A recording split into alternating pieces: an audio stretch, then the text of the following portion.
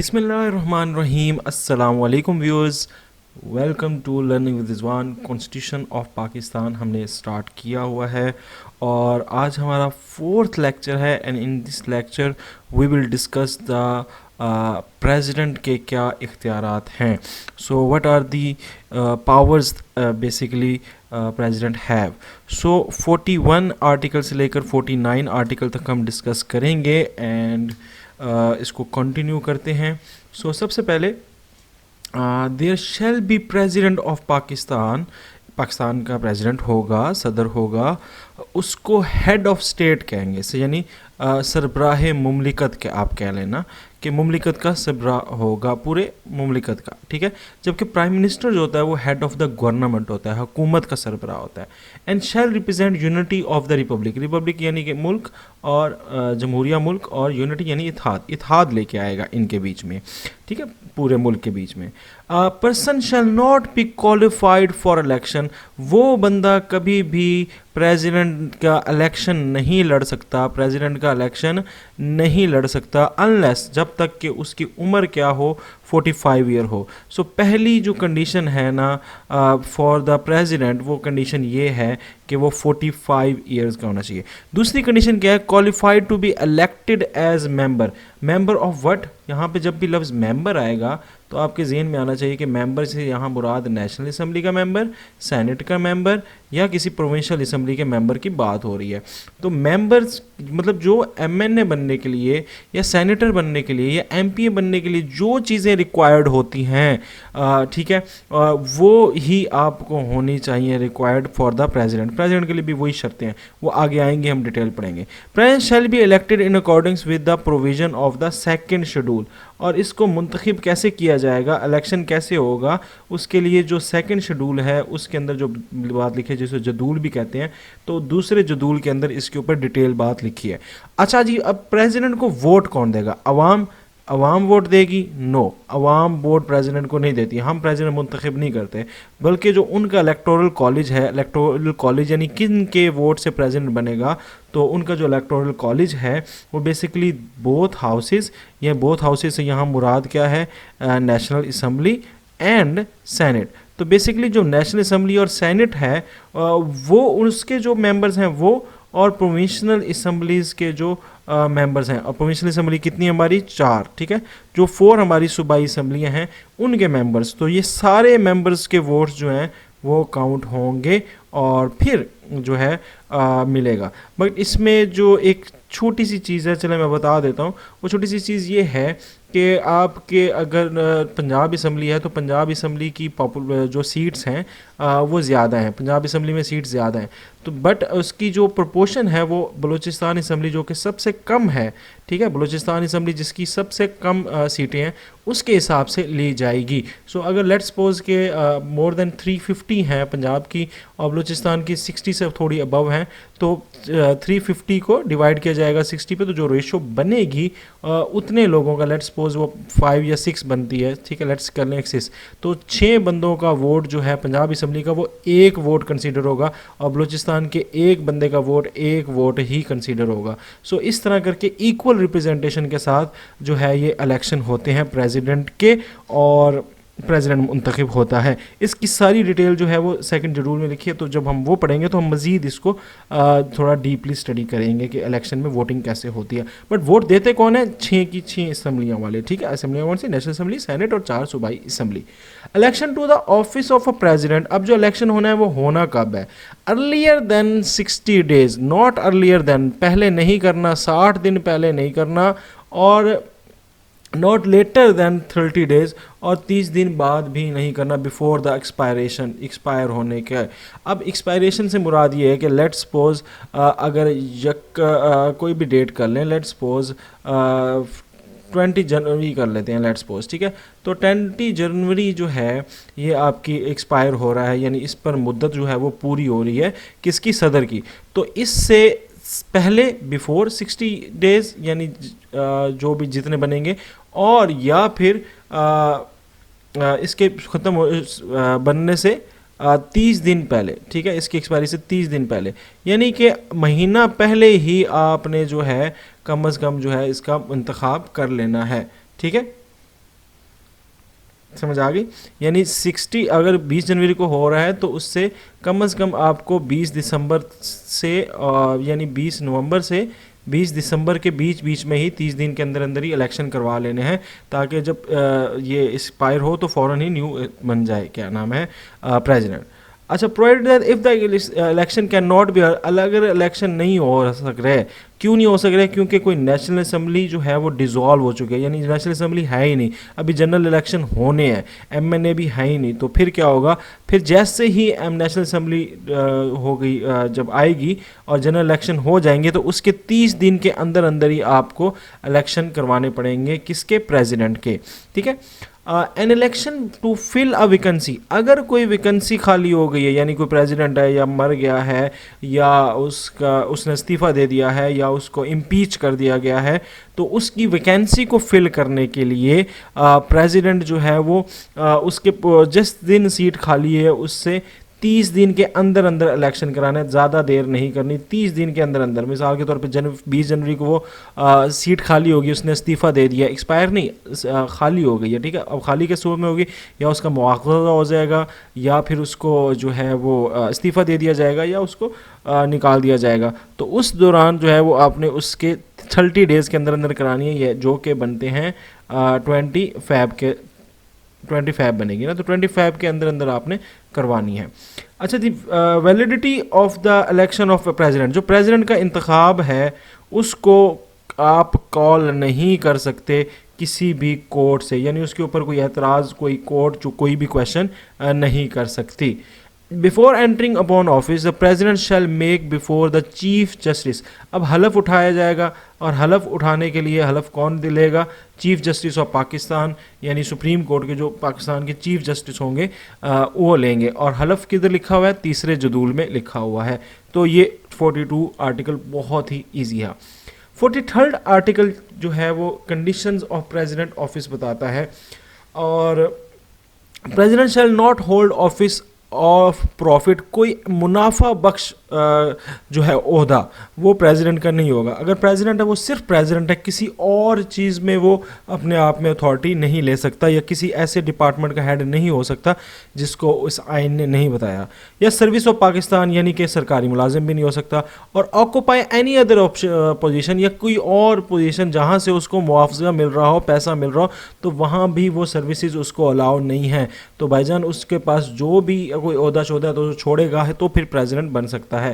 President shall not be candidate, अच्छा ये बंदा कैंडिडेट भी नहीं हो सकता, यानी इलेक्शन भी नहीं लड़ सकता, किस चीज़ का, मजलिस शूरा पार्लियामेंट का, यानी सेनेट या provincial assembly.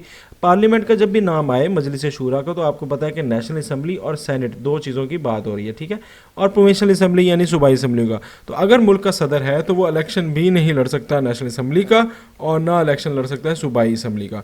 If a member of Majlis Shura और a provincial assembly is elected as president, अगर कोई प्रेसिडेंट बनना ही ऐसा बंदा है जो ऑलरेडी क्या है, कोई सेनेटर है या कोई नेशनल एमएनए है, नेशनल असेंबली का मेंबर है, या एमपी है, तो फ़ौरन उसको क्या करना पड़ेगा, सीट वो छोड़नी पड़ेगी, वो खाली करनी पड़ेगी, और जैसे ही वो ऑफिस में जाएगा वो सीट खाली हो जाएगी। यानी कि कहने का मकसद ये है कि प्रेसिडेंट सिर्फ प्रेसिडेंट है, इसके अलावा वो ना कोई ओहदा रख सकता है, ना एमएनए एमपी का इलेक्शन लड़ सकता है, असेंबली का इलेक्शन लड़ सकता है। अगर असेंबली में है तो जैसे ही ऑफिस में आ रहा है तो वो ख़त्म हो जाएगा उसका ओहदा।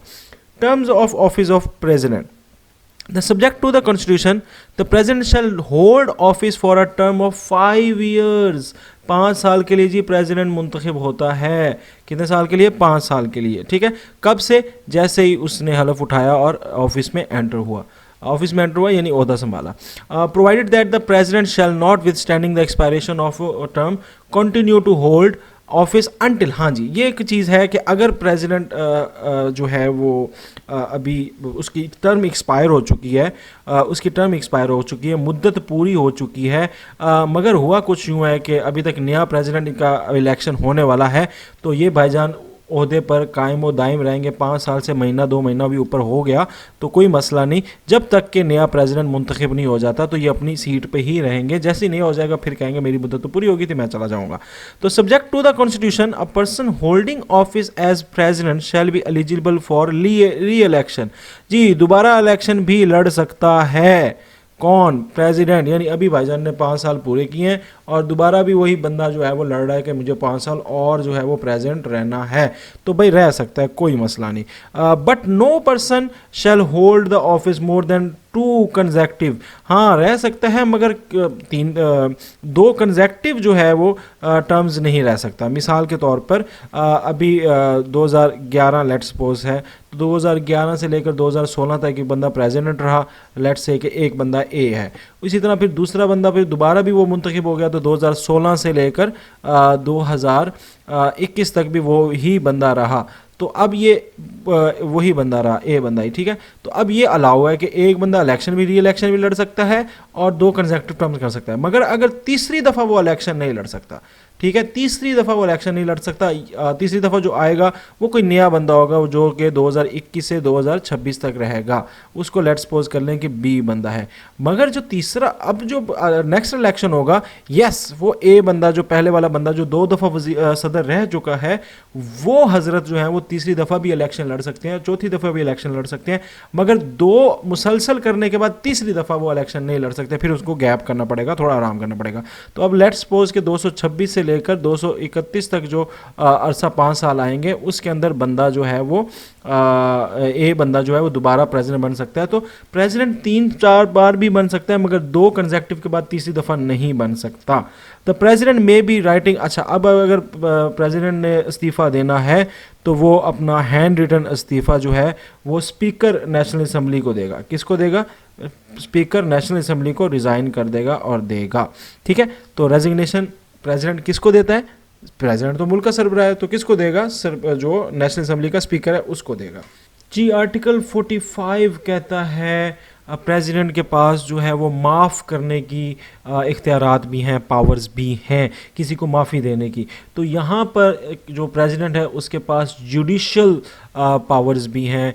अगर कोई कोर्ट जो है या कोई ट्रिब्यूनल जो है या कोई और अथॉरिटी जो है वो किसी को सज़ा देती है, तो प्रेसिडेंट के पास इख्तियारात हैं कि वो उसकी सज़ा को जो है वो माफ़ कर सकता है, या फिर उसको जो है वो मुलतवी कर सकता है, या फिर उसको रेस्पाइट यानी कुछ अरसे के लिए रोक सकता है, ठीक है, या फिर रिमिट उसके अंदर कुछ कमी ला सकता है, सस्पेंड यानी कि उसको मुअत्तल कर सकता है, ठीक है, या फिर कम्यूट यानी उसमें कुछ तब्दीली कर सकता है। तो ये कुछ इख्तियारात हैं जो सदर मुमलिकत के पास होते हैं, जो कि कुछ जुडिशल नौयत के हैं, ठीक है। तो ये बड़ा इंपॉर्टेंट है कि ये किस आर्टिकल में है, 45 आर्टिकल में है, छोटा सा आर्टिकल है ये।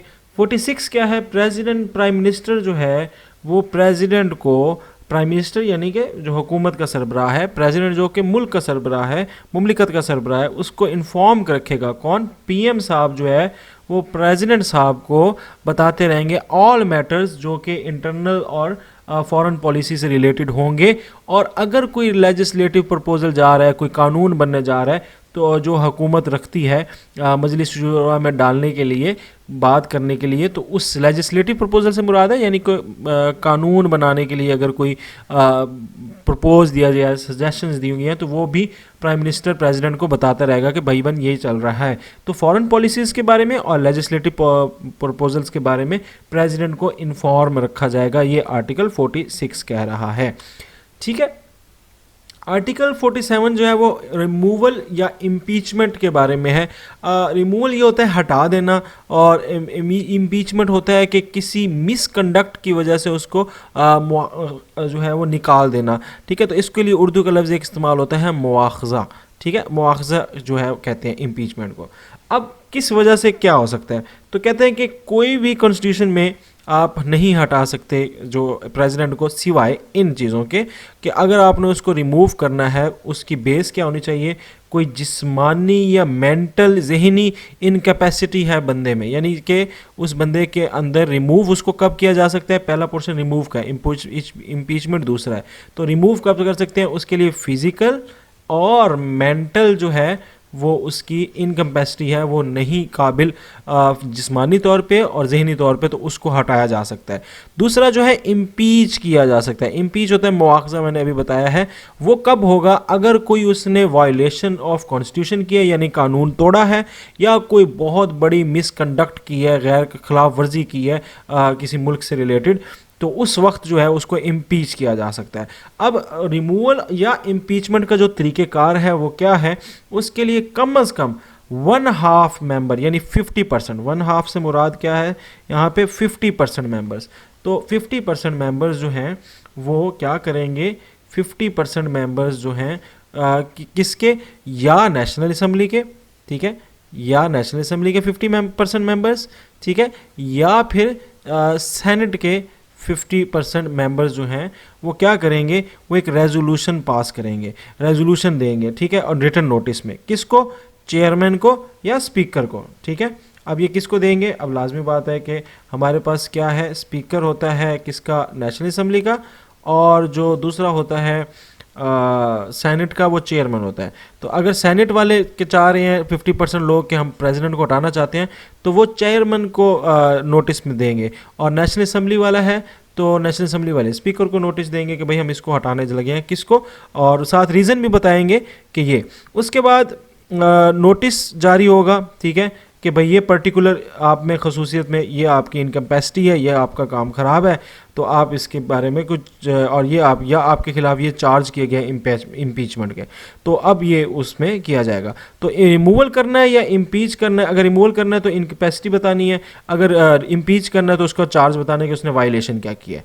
अच्छा, अब यहाँ पर अगर किसी ने, सेनेट वालों ने किसको भेजना था? अभी बात हुई है कि सेनेट वाले किसको भेजेंगे? सेनेट वाले भेजेंगे चेयरमैन को।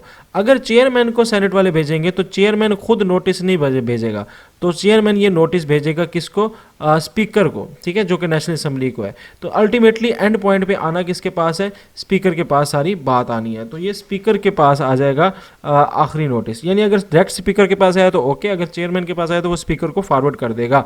अब स्पीकर क्या करेगा? 3 दिन के अंदर अंदर एक नोटिस जारी करेगा, ठीक है, और उस कॉपी की नोटिस जो है वो प्रेसिडेंट को भी भेजेगा कि सदर साहब ये आपके खिलाफ जो है रिमूवल या इम्पीचमेंट के हिसाब किताब आया पड़ा है, क्या करो।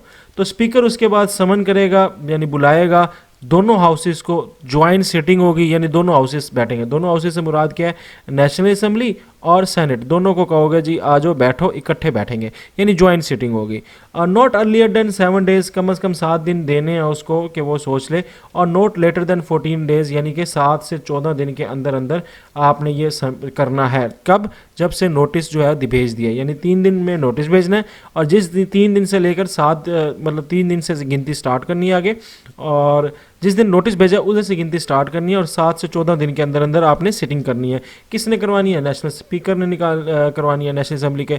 और जब ये करवा लेगा ज्वाइंट सिटिंग तो सारे बैठेंगे। अब बैठ के क्या करेंगे? इन्वेस्टिगेट करेंगे, यार ये इस बंदे को निकालने लगे हैं तो किस बुनियाद पे निकाल रहे हैं, उसको ढूंढेंगे, वो जो भी बात होगी जो कि नोटिस में की हुई थी उसको करेंगे।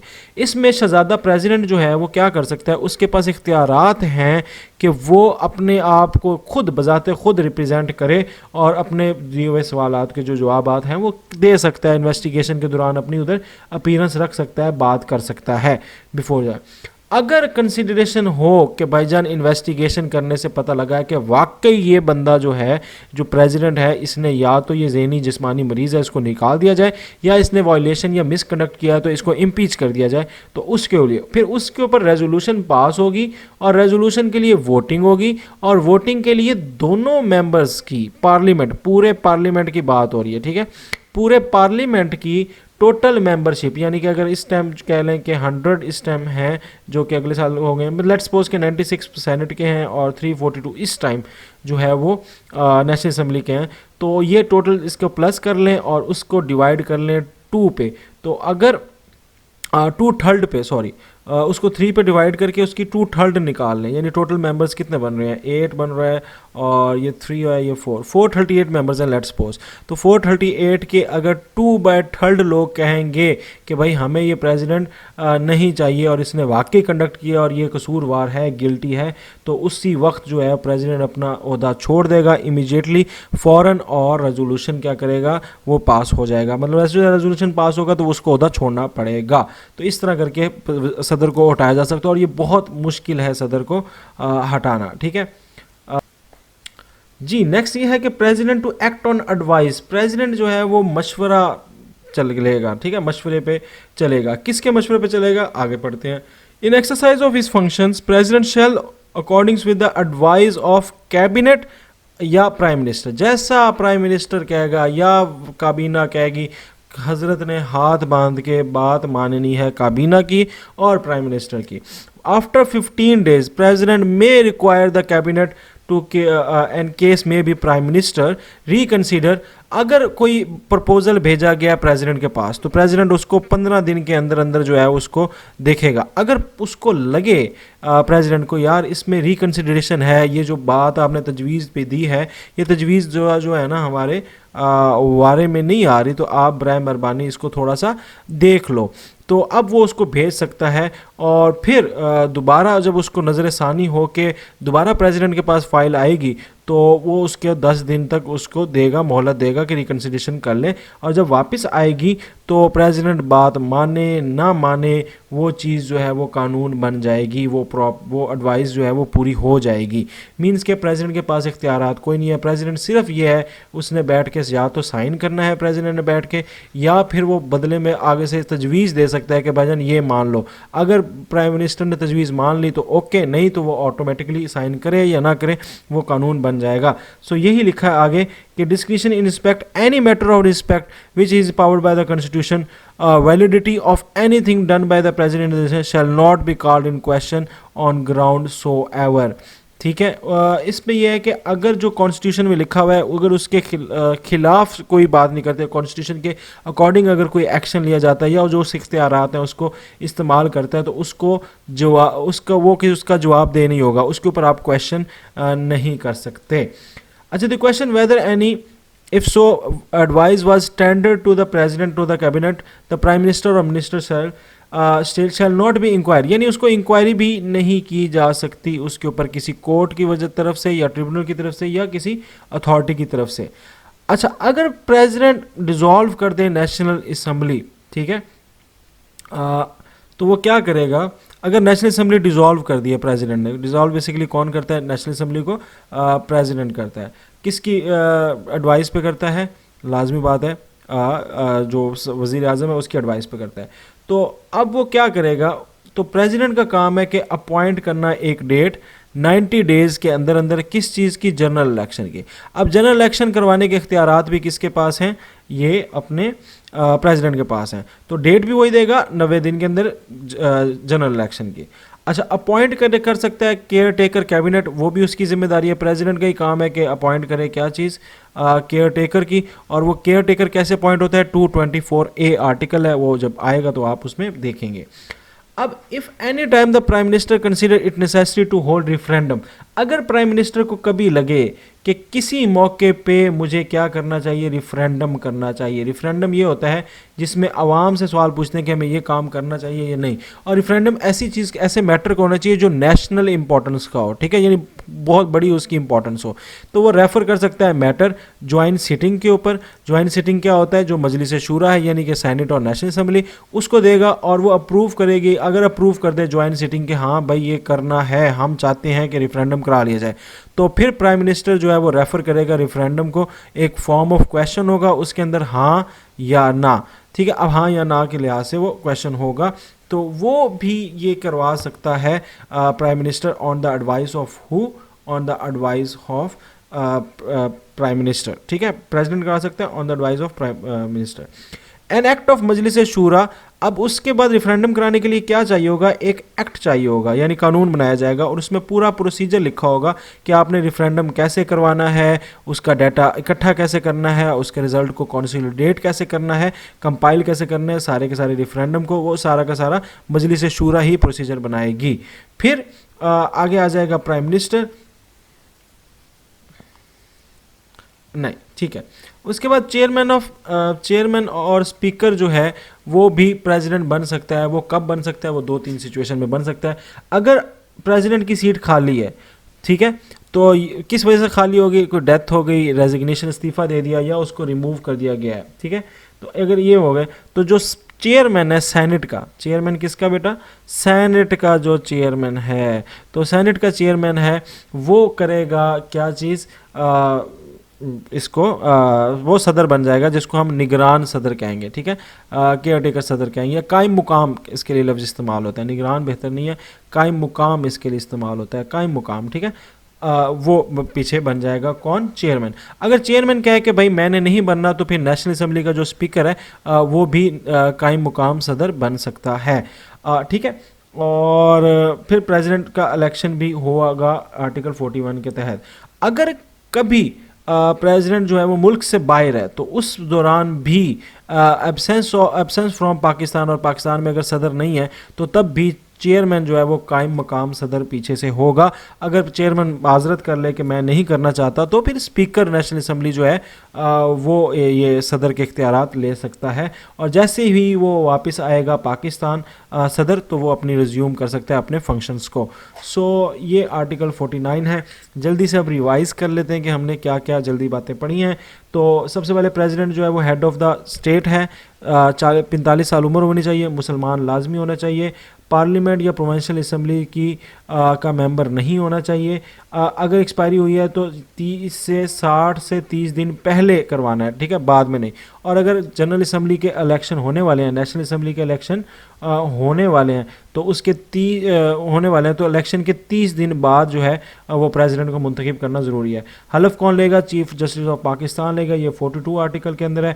43 आर्टिकल में बताया कि उसके पास कोई ओहदा, कोई सीट, कोई चीज़ नहीं होगी, ठीक है। और अच्छा, वो नेशनल असम्बली का, प्रोविंशियल असम्बली का सीट नहीं रख सकता, अगर होगी तो उसको रिज़ाइन करना पड़ेगी। और यहाँ पर ये बात थी कि पार्लियामेंट और प्रोविंशियल असम्बली के जो मतलब मुंतखब होने के लिए जो शराइत हैं, वही शराइत प्रेसिडेंट के लिए ही हैं, ठीक है।